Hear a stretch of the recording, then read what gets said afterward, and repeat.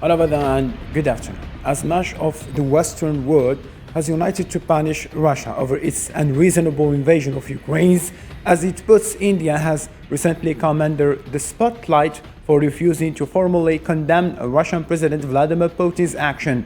Over the last several weeks, New Delhi has received high-level envoys from countries across the global political spectrum: Russia and China, also Austria, Germany, Mexico, Britain, and the United States, and even more. The wave of diplomatic activity is apparently intended at trying to influence New Delhi's stance. On the other side, the ousted Pakistani Prime Minister Imran Khan's visit to Moscow to meet Russian President Vladimir Putin amid the Ukraine crisis came under great scrutiny. Many political analysts questioned the timing of the visit, as it apparently gave the wrong signals about where Pakistan stood diplomatically in the Russia versus West confrontation. In the light of the recent developments, questions such as, will the Ukraine crisis offer an opportunity for Russia-India cooperation? Why did Pakistan and India abstain from voting against Russia? And how will Asian continent deal with the pressure of the US and the West? Multiple questions are directed to our panel of guests. We have Mr. Shakil Ahmed Ramay, Chief Executive Officer, Asian Institute of Eco-Civilization Research and Development from Islamabad, Pakistan, and Mrs. Aditi Buhadri, Editor-in-Chief of International Affairs Review and columnist specializing in Eurasian geopolitics. Gentlemen, madam, thank you so much for joining us in this debate. I'm Abdurrahim Kashur, and this is Al24 special coverage.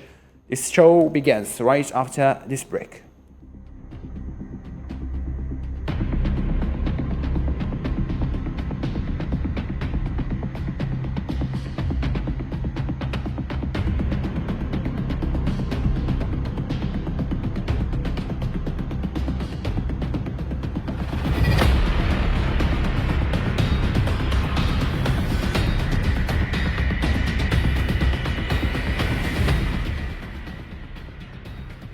And before delving into the debate, I invite you to follow the latest Russian Foreign Minister Sergey Lavrov statement, in which he says despite the restriction on the Kremlin's social media posts, the ministry can completely rely on only domestic online platforms. I want to stress that despite such a policy of Western services, we will keep using their opportunities in our information work, strictly within our legislative framework. Of course, at the same time, it's obvious we can completely rely only on our domestic online platforms and communication and technological decisions. Mr. Shakil, what is your regarding and reading on the Russian-Ukraine conflict? Has Russia got the right to start this military operation from the very beginning? Look, we cannot say outrightly what is right and what is wrong, because there are a number of things we have to talk before we have to come to conclusion. First thing, the sovereignty of any country does matter, and it must be respected at any cost. But if we look at the situation from the 2013-14 onward, what is happening in Ukraine? First, the IMF and the World Bank and the other international financial institutions, they came to ask the Mr. Victor to open and give the opportunity to all the financial institutions to invest in the Ukraine and open their land for the purchase and these other things. They were asking so many things, and they were also pursuing the Ukraine to join the NATO, and that was the point where the Victor refused to them. Then the IMF and the World Bank started to talk about, and especially the Western media, they started to talk about a new revolution and the new color revolution. And after that, we are looking at that what is happening in the Ukraine. From the very beginning, Russia is maintaining they don't have any intention to go to invade, to engage in a war with the Ukraine, but they were asking two or three things. First, they were asking the surety for the safety of Russian-speaking people. And second, they were asking, don't join the NATO, because it will be a problematic. No country like it, like in the Cuba missile crisis. So why then at that time that the US was reacting, if they had no problem that they can bring these missiles to the border of the Russia. So at this of the point of the time, we can say the best solution available for both sides is to refrain, to spread this conflict and they should come back to the table. But unfortunately, at this point of time, the Western media, the Western political system, they are not allowing Ukraine to come to the table to negotiate some peace agreement, because their interest is in the conflict. We have seen Americans, they are asking the European Union countries don't go to buy the energy products from Russia, but themselves they are buying from the Russia. Understood. So this is very interesting thing. So actually, when I look at this, so this is not only conflict of NATO and the territory conflict. The real problem is the Western, they want to compete the emerging reality of economy. And that emerging reality of economy is coming from China, and Russia is also part of that. And NATO want to come to the border of China ultimately. So that is they are the real target. Perfectly understood. Mrs. Aditi, how can you describe the war division over the Russian-Ukraine crisis? Although victims have fallen, cities were destroyed, and a lot of people have been displaced in what seems to be downright aggression against sovereign country. This country which Putin calls a mistake. I missed your first part of the question. I'm telling you that how can you describe this aggression, the Russian aggression over Ukraine? Is it a mistake, or Russia has got the right to defend its national security as they claim? Yes, sure. Russia does have the right to defend its national security. But, you know, for me, because I have lived in Kiev for some years, I studied there, I worked there, and I have also, you know, very closely associated with Russia. For me, it's very heartbreaking because there is actually so little difference between Russians and Ukrainians. And this war is very unfortunate, but and it's gone on for too long. I suppose it should stop now, and that is what my country, India, has been calling for since the very beginning, that, you know, both sides need to sit and find a diplomatic and political solution, because war is never an answer. And I have to say that I have Russian friends who feel the same way too. Why the war was launched? Because, well, if there were, you know, attacks on people in Donetsk, of course, Russian-speaking people for a long time, it's been going on. And, you know, the Minsk agreement, somehow Ukraine never came up to that, even though they had agreed. And of course, as we see it from India, it's basically a proxy war. I mean, Ukraine has turned into an arena for a proxy war between the West, NATO, and the Russian Federation. Perfect. And I have to say that, you know, NATO had promised not to expand further, you know, after the fall of the Berlin Wall and when, you know, the Soviet Union kind of disintegrated. That was one of the promises NATO had made. And yet we see that, you know, this series of countries, the Czech Republic, Poland, I mean, so yes, Russia is, you know, kind of encircled. Lithuania, Latvia, all these countries have become NATO countries.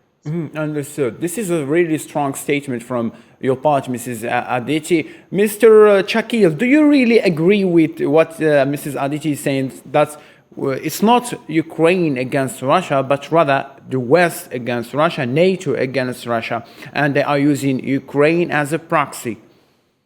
Yes, it is a proxy. They are using Ukraine. And the worst part is that they are not using the country as a country, Ukraine. They're using the people of Ukraine as a proxy. That is the worst part, because the people are dying, people are suffering.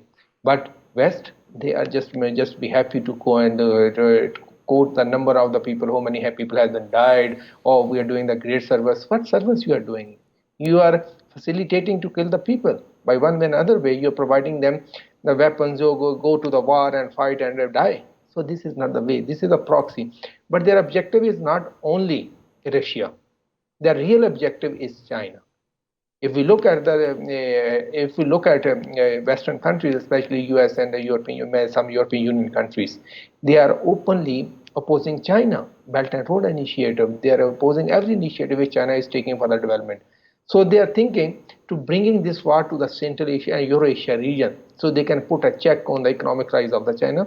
That will not happen, but unfortunately, the Westerners using the proxy tactics to encircle Russia and China. But fortunately, this time, the West, they don't have such, you can say, the allies from Eurasia region or the South Asia region. If you look at the two big countries of South Asia, China, India and Pakistan, they both have refused to be the part of any conflict, and they refuse to condemn anything like that.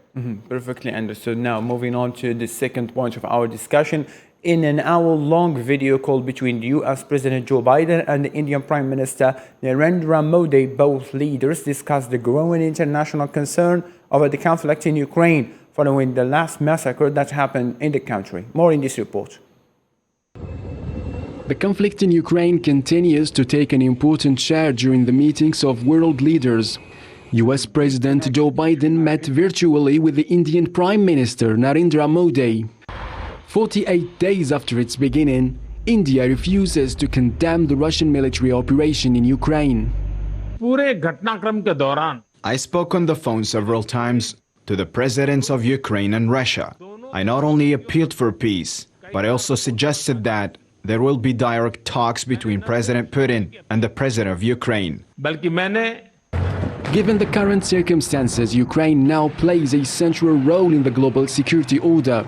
For the United States, countries must push the Russian President Vladimir Putin to end the conflict.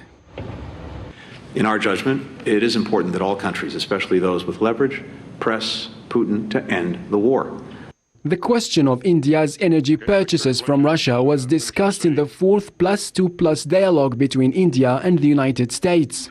India's External Affairs Minister, Subrahmanyam Jaishankar, says the focus should be more on Europe rather than on his country. If you are looking at energy purchases from Russia, I would suggest that your attention should be focused on Europe. Russia and India both call their relation a special and privileged strategic partnership.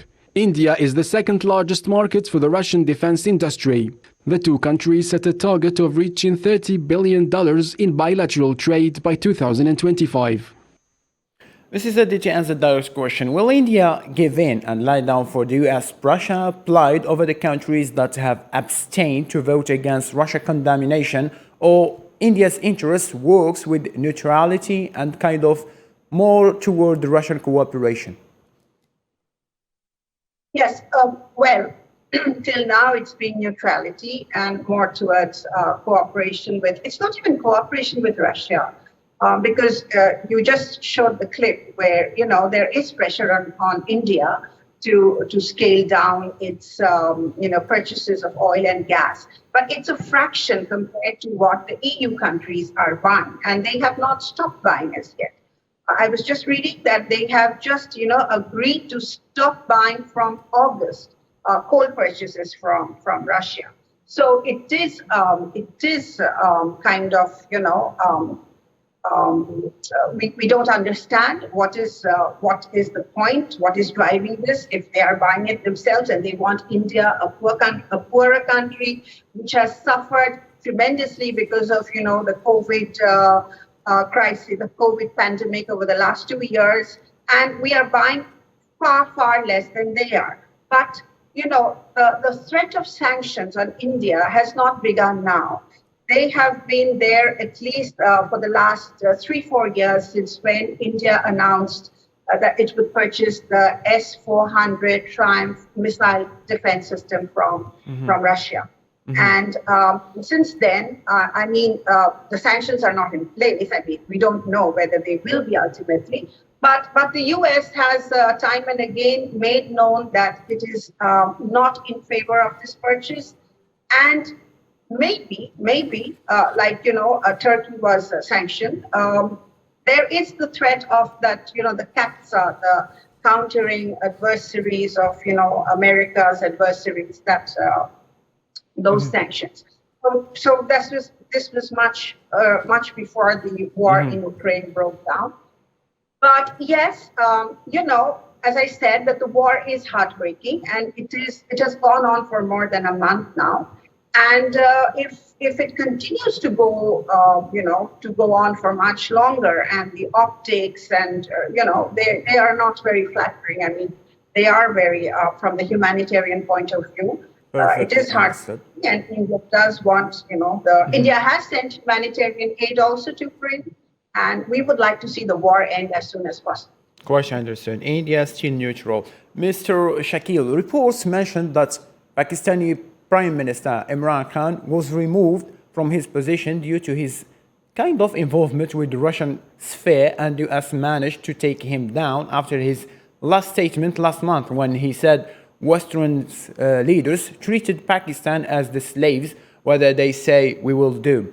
Whatever they say we will do. Don't you think this is the main reason why he was removed? No, it's a rubbish report, because and this is also some of the political stunts which the Mr. Prime Minister party is playing. In the reality, this is the policy of the state, and Pakistani policy does not change with the change of the government. The state policy remains always stable. So our policy will remain the stable, but whoever would be in the government. So that doesn't matter who is in the government. It is a state policy. So let it put the card very straight. This is not a true. But one thing which the Prime Minister has said, that was in a reply to a letter which has been written by some European ambassadors in Pakistan to the Prime Minister of the Pakistan. Then he gave a rebuttal on that. Why you have to write this letter to the Prime Minister of Pakistan? You have no right and you have no power to write to that. And that is the policy of our state. So that is our political process and the political crisis which were happening in a few days back, because now we have the new government. The new government also shows the same intent. So we are not part of any conflict and we will not support any party in the conflict. We are the neutral. So that means, so whoever in the power, it doesn't matter. But the state policy will remain the same. Mm-hmm. So it means that Pakistan so far didn't take a side either, neither for Russia nor US. No, we don't. Because it's on a principle. Because first, as I mentioned, so Pakistan always say that sovereignty does matter. So every country, they have the right to live in a sovereign state. And other thing is that there should not be any country used as a proxy against any other country. So that's what was happening in the Ukraine. Mm-hmm. And the Pakistan maintained that the only solution is to sit on the table, negotiate, and come to the peace. Pakistan will be partner in the peace, but Pakistan will not be the partner in the conflict. Mm-hmm. Another point to be discussed, China's position vis-a-vis Russia threatens its integration into the global economy. U.S. Treasury Secretary Janet Yellen warned on Wednesday, calling for reforms to major global economic institutions such as the IMF. Whatever China's geopolitical aims and strategies, we see no benign interpretation of Russia's invasion, nor of its consequences for the international order. China cannot expect the global community to respect its appeals to the principles of sovereignty and territorial integrity in the future if it does not respect these principles now when it counts. China has recently affirmed a special relationship with Russia. I fervently hope that China will make something positive of this relationship and help to end this war. Going forward, it will be increasingly difficult to separate economic issues from broader considerations of national interest, including national security. The world's attitude towards China and its willingness to embrace further economic integration may well be affected by China's reaction to our call for resolute action on Russia. This is Aditi before coming to Beijing's status, and in a sharp reply to U.S. Secretary of State Antony Blinken's criticism of India on human rights issue, Indian External Affairs Minister said that even New Delhi has concerns about human rights in America. How can you consider this letter? Is it a sort of tension rising forward between India and US, or this is only politics, words, games? No, well, I think that, it's India is a sovereign country. It has its own, system of mechanism of ensuring justice. And the U.S. has no right, to pass comments and judgment. It's like kind of interference in the internal affairs of another country. And we know that U.S. has a lot of issues on the human rights front itself. So, I think that it's just a response, and a correct response, in fact. Mr. Shakil, have we reached a turning point in the world where a new order is emerging and an important geopolitical change that will affect many countries is about to take place? Are we going to see more and more countries pointing the finger to the US flaws and mistakes for change? Look, the first thing, the global order is changing. The one sign is that China is deeply integrated in the existing order. And if the global order is changing, he is leading that change. So that makes China different from Russia, the communism. Because of Russia as a champion of the communism, they were not deeply integrated in the system, but China is deeply integrating. And if the system is changing, then the China is leading the system. So that is a fundamental thing which West cannot absorb. So that they are putting the efforts to check the economic rise, but they cannot do much, because if they go for the sanction in China, so the whole economy will come to the ground. Because if you look at every other country, the China is a major trading partner. Either it's in Europe, either it's in Asia, or it's in Africa, or it's in Latin America, wherever you talk about. China is a major trading partner of almost every country in the world. So they cannot check the rise of China. But if you're coming back to the question, so how it will impact the countries? Look, if the system of the world will remain biased and based on the hypocrisy, and they are not talking about the justice, whoever will come to the system, then we will face the same problem. What is happening right now? If I am doing something wrong, if my country is doing something wrong, I will put every effort to defend my country. I will say, no, my country is like that angel. But we love to point the finger to other countries. And that was the habit of US. And I think it's a good learning for every country in the world. If the US cannot avoid that the people start to criticize them. Even the small countries started to criticize US on the human rights. So what about the other countries if they are doing something bad? So the human rights we are talking about the sovereignty, we are talking about the freedom, and we're talking about the freedom of speech. Then we have to really respect these things. Otherwise, nobody will be in the world. So who can say, no country would be in the world who can point a finger to other country if we have the same background. Then there will be complete chaos. What is happening right now in the Ukraine, it will be happening in other parts of the world. Okay. All right. Let me share with you this piece of information. Chinese customs data shows that China's trade with Russia rose sharply last month, $11.67 billion in the number of the Chinese overall trade increase with Russia in March. Beijing and Moscow share a no-limit strategic partnership. Russia is a major source of oil, gas, coal, and agricultural commodities for China. Mr. Shakil, based on the information given, Russia-China alliance has already occurred. And this is what US and the West fears the most. Now, how will the Western financial system that overdose with debts face this challenge? Look, first thing, China does not believe in alliances. China believes in the partnership. Because the fundamental difference between alliance and a partnership is that alliance is always against somebody or some other country. You have the opponent. But the partnership can be without any opponent. You are just partnering with the world and you don't have anything to do in the return, but you're doing the mutual beneficial partnership. So Chinese-Russian partnership is there. And not only the Chinese-Russian, if you look at in the Asia, the China is putting efforts to broaden its partnership like Shanghai Cooperation Organization. So they have included India, Pakistan, Iran, if you look at other countries, Central Asian countries. So the China is expanding in the partnership. And in that partnership, especially in the SCO, China is offering the trade opportunities, digital trade, digital connectivity to every country. So China is offering, and they have the right to do the business with Russia. Nobody can say like, look, this is a hypocrisy. Look at that. Americans themselves, they are buying the oil from Russia, but they are asking other countries don't buy the oil.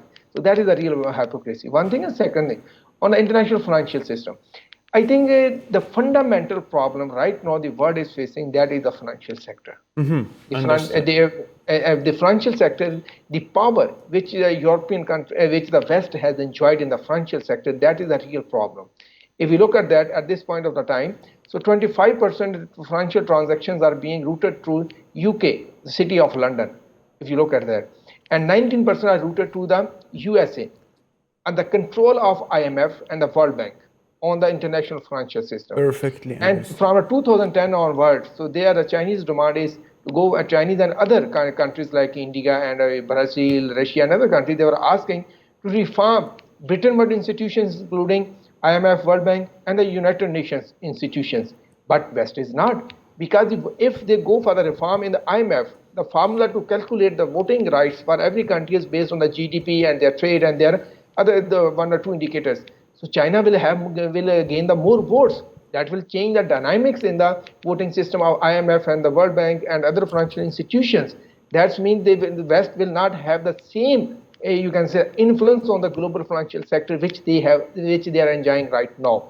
That's why they are putting a sanction on every other country, because they know that so they have the control over the financial sector, and they can put sanctions on any country and they can make that country to beg to remove the sanctions. Thank you, Mr. Shakir. Thank you. I'm sorry to cut your chain of thoughts, but the time is limited for this show. Mrs. Aditi, it is said that China is the leader of the Asian continent based on the assets it has in all fields. But on the other side, it is well known that India has got something to say, especially within the economic sector as well as the military one. So, to this point, will Russia alliance bring more stability to India, or it will cause an unbalanced relation with China? No, well, this is also part of, India believes that the US, the American policies towards Russia has, from 2014, has actually pushed Russia closer towards China. And this is why also part of the reason why India does not want to play along the, go along the rules set down by the US, because it feels that its concerns regarding China have not been taken into consideration by the US. India has a territorial problem with China, is an issue with China. India has a long border with China. And yes, India is worried, but there is something to be said about the India-Russia relations, that this is probably one of the very few bilateral relations which have never, at least from 1947, when India became independent and then established diplomatic relations with the Soviet Union first and now the Russian Federation, there has never really been an irritant or a difference in India-Russia relations. So it is in a sense quite a unique bilateral, call it partnership And it's also a myth to think that everything is all right between Russia and China. They do also have their issues, but which currently probably Russia, out of compulsion, it's glossing over. So yes, India in a sense is worried. Quite but understood. Then it looks. Just one small point, that Russia has played behind-the-scene roles in de-escalating tension between India and China. So it is helpful in that sense. Thank you so much. 1 minute left for the show. Mr. Shakil, in 30 seconds, what is your expectation after almost 2 months now from this military operation that occurred in Ukraine? What is going to happen? I think if the Asian countries, including India, Pakistan, China, and other leading countries, they come together and work hand in hand with Russia, I think there would be a peace. Thank you so much. It's a very good point being raised. Mrs. Aditi, what are you saying about, in 30 seconds, about the end of this Ukraine and military operation? Is it going to reach the end, or days before is coming? Well, I cannot prophesy, but I do wish it would come to an end as soon as possible. The way is back to the negotiating table, and I agree with my colleague from Pakistan that countries should come together. Countries friendly with Russia, friendly with US, come together and get the two sides to stop the fight.